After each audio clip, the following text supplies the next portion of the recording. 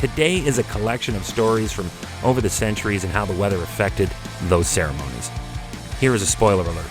Total civil unrest will not appear here today.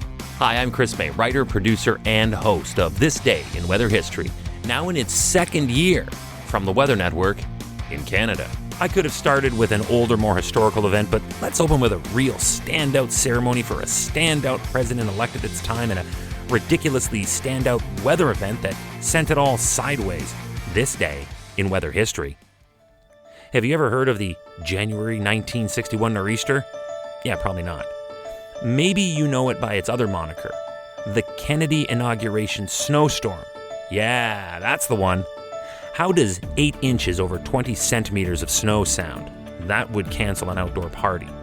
That's what was dumped on the eve of John F. Kennedy's presidential inauguration.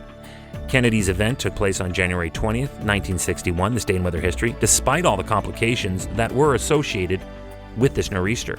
So just what happened? The center of the low was scraping up the coast, and by this time it was just east of the Delmarva Peninsula on the morning of the inauguration. As the system tracked due north, it continued to deepen. By daybreak, new fallen snow coated the nation's capital. Now, it was really not a major news story on any other day, as it was one of the lower totals from the affected areas by the nor'easter, but it was inauguration day for JFK. On the 19th, forecasts looked to show the snow changing to rain before changing back to snow overnight, but that rain part of the changeover plan never happened, and it just stayed as straight snow, no chaser. Although not a massive dumping, this is DC after all, and it was in lockdown for the biggest event of the past 4 years. This all played into huge traffic jams and vehicles that had to be abandoned. Over 1,400 cars were stranded right in the parade route along Pennsylvania Avenue. Soon I'll tell you how that got cleared up, and oh my, it's good. Aside from that, it was a beautiful, almost snow globe kind of morning, but the inauguration planners had a decidedly different view of things. Somehow, by an act of will and determination, the DC snow removal crews, with assistance from the Army Corps of Engineers, they got it done. They used front-end loaders, dump trucks, and even a scene from Once Upon a Time in Hollywood where flamethrowers, that's right, flamethrowers, were used to clear snow from Pennsylvania Avenue. Hey, I guess whatever works to ensure a safe parade and ceremony. In the end, Inauguration Day was a relatively sunny day, but cold and blustery at 22 Fahrenheit or -5 Celsius, with a brisk 19 mile per hour or 30 kilometer per hour wind, which resulted in a wind chill that made it feel closer to -14 Celsius. So while Kennedy's swearing-in ceremony ended up working out, it was not as fortunate for other events in the distant past. Yeah, weather complications have caused more severe impacts on other presidential inaugurations. Welcome to year 2 of this podcast. Right now, you're listening to the full version of today's story on your favorite podcast provider. But there's also the daily podcast video short.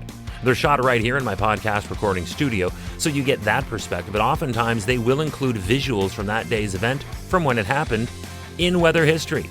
So after listening to the full story, go check out the podcast video short on television or online anytime at theweathernetwork.com/weather history. In 1841, it was tragic. President William Henry Harrison was not president very long, and all thanks to the weather. He was sworn into office on a cold and blustery day. After delivering a long speech, he caught a cold. But that deteriorated fast into full-blown pneumonia, and sadly from that, he died a month later. And believe it or not, sadly 12 years after that, it happened again.